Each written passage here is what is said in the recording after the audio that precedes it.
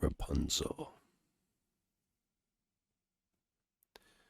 Rapunzel. There was once a man and a woman who had long in vain wished for a child. At length, the woman hoped that God was about to grant her desire. These people had a little window at the back of their house from which a splendid garden could be seen. It was full of the most beautiful flowers and herbs. It was, however, surrounded by a high wall, and no one dared to go into it because it belonged to a witch who had great power and was dreaded by all the world. One day, the woman was standing by this window and looking into the garden when she saw a bed which was planted with the most beautiful rampion, Rapunzel, and it looked so fresh and green that she longed for it and had the greatest desire to eat some. This desire increased every day, and as she knew that she could not get any of it, she quite pined away and looked pale and miserable. Then her husband was alarmed and asked, "What ails you, dear wife?" "Ah," she replied, "if I can't get some of the rapion to eat, which is in the garden behind our house, I shall die." The man, who loved her, thought, "Sooner than let your wife die, bring her some of the rapion yourself. Let it cost you what it will." In the twilight of evening, he clambered over the wall into the garden of the witch, hastily clutched a handful of rampion and took it to his wife. She at once made herself a salad of it and ate it with much relish. She, however, liked it so much, so very much. The next day she longed for it 3 times as much as before. If he was to have any rest, her husband must once more descend into the garden. In the gloom of evening, therefore, he let himself down again. But when he had clambered down the wall, he was terribly afraid, for he saw the witch standing before him. "How dare you," said she with an angry look, "descend into my garden and steal my rampion like a thief? You shall suffer for it." "Ah," he answered, "let mercy take the place of justice. I had to do it out of necessity. My wife saw your rampion from the window and felt such a longing for it that she would have died if she had not got some to eat." Then the witch let her anger be softened, and said to him, "If the case be as you say, I will allow you to take away with you as much rampion as you will. Only I make one condition. You must give me the child which your wife will bring into the world. It shall be well treated, and I will care for it like a mother." The man, in his terror, consented to everything, and when the woman at last had a little daughter, the witch appeared at once, gave the child the name of Rapunzel, and took it away with her. Rapunzel grew into the most beautiful child beneath the sun. When she was 12 years old, the witch shut her into a tower which lay in a forest and had neither stairs nor door. But quite at the top was a little window. When the witch wanted to go in, she placed herself beneath this and cried, "Rapunzel, Rapunzel, let down your hair."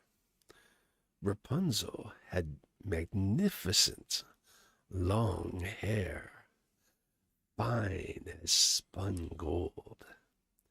And when she heard the voice of the witch, she unfastened her braided tresses and wound them round one of the hooks of the window above, and then the hair fell 20 ells down, and the witch climbed up by it.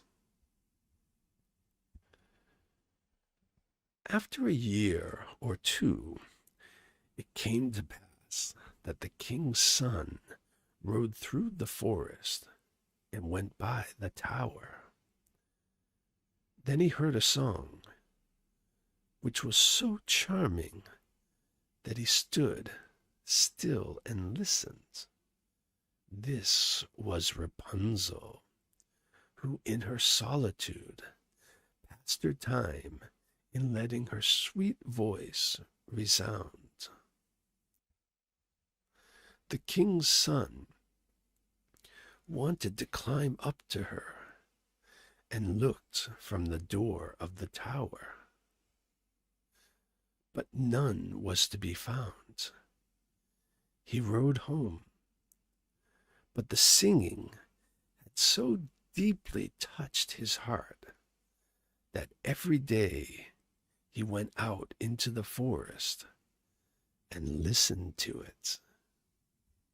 Once again, he was thus standing behind a tree. He saw that a witch came there, and he heard how she cried, "Rapunzel, Rapunzel, let down thy hair." Then Rapunzel let down the braids of her hair, and the witch climbed up to her. "If that is the ladder by which one mounts, I will for once try my fortune," he said. The next day, when it began to grow dark, he went to the tower and cried, "Rapunzel, Rapunzel, let down thy hair." Immediately the hair fell down, and the king's son climbed up.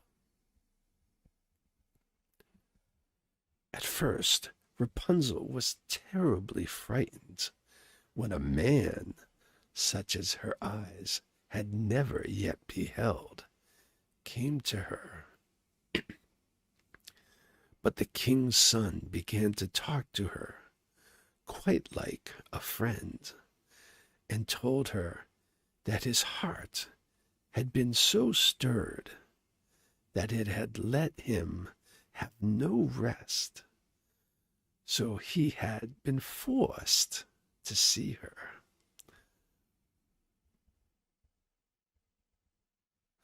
Then Rapunzel lost her fear, and when he asked her if she would take him for her husband, and she saw that he was young and handsome, she thought, he will love me more than old Dame Gothel does. And she said, yes, and laid her hand in his. She also said, I will willingly go away with you, but I do not know how to get down.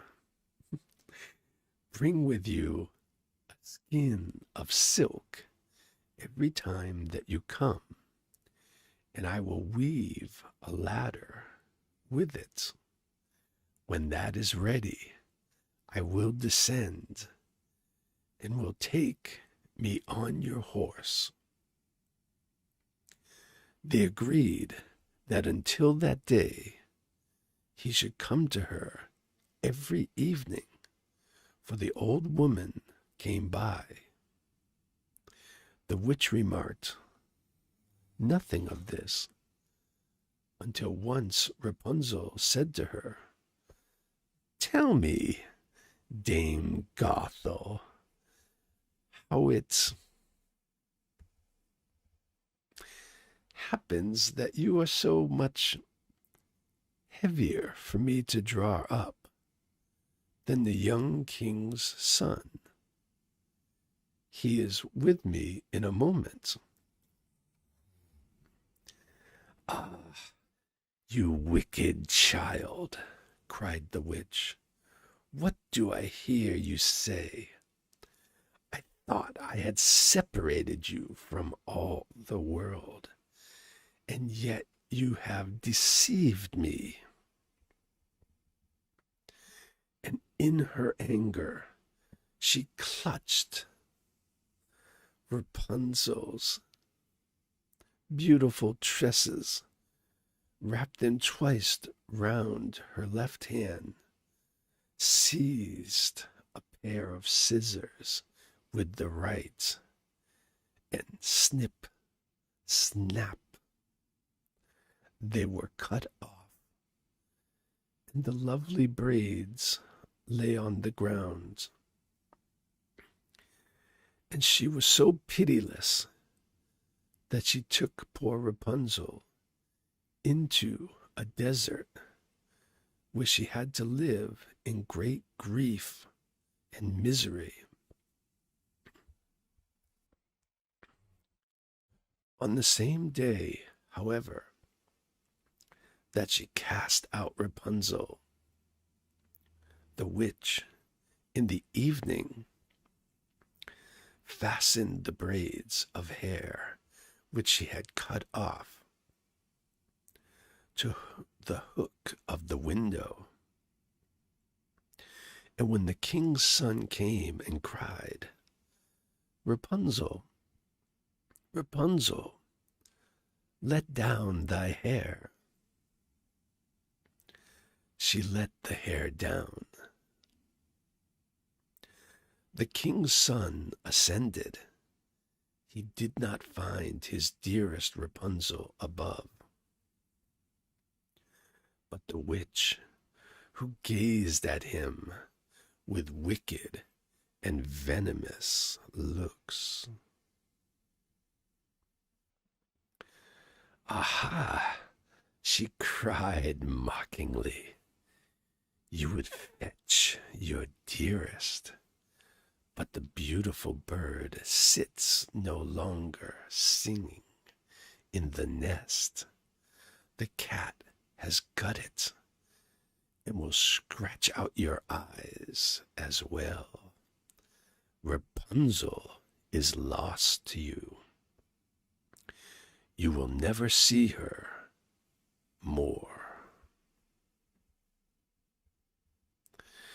The king's son was beside himself with grief, and in his despair he leapt down from the tower. He escaped with his life, but the thorns into which he fell pierced his eyes.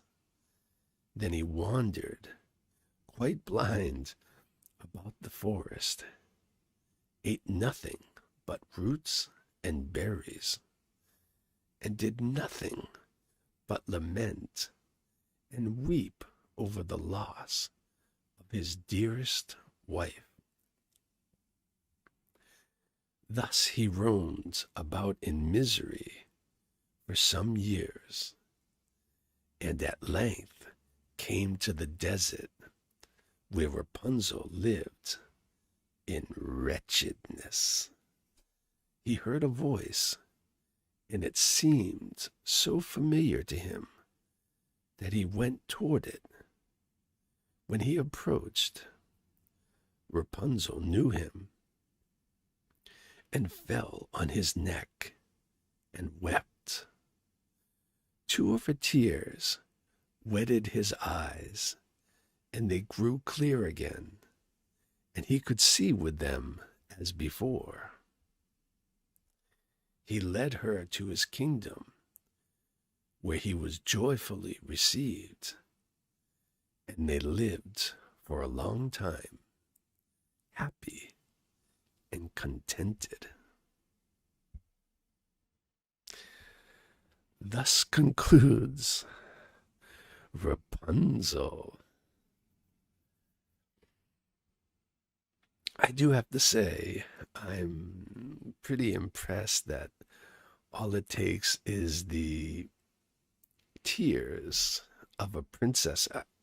She's not even a princess. She's just some young girl that hung out in a tower by herself. That this young girl's tears can help make you see again if you somehow have had them poked out by thorns. We need to market those tears. I'm guessing that if they can sort of make you see again, that maybe they have other magical powers that can help you in other ways. I thought it was really funny when the man or the prince comes in and this girl sees him for the first time. And she's like, he's young, he's handsome, I'll take him. It would have been a real shame if sort of an old, fat man came to her rescue. No, stay away from me. I don't want to be rescued. Aside from the fact that it would have been very difficult for him to climb up the tower. I'm just glad that I was not the person that came to her rescue. I'm sure she would have rejected me whether I spoke as a friend or not. That's just my guess. So, those were our fairy tales tonight. I still have a little bit of time if anybody would like to continue. I'm not going to read any new stories, but if anyone has any sort of comments, or I could respond to comments, or we could just talk for a little bit more. Or I could just go through this story, which I think I'll do a little bit. So we're talking about Rapunzel. Again, there's many areas in the story where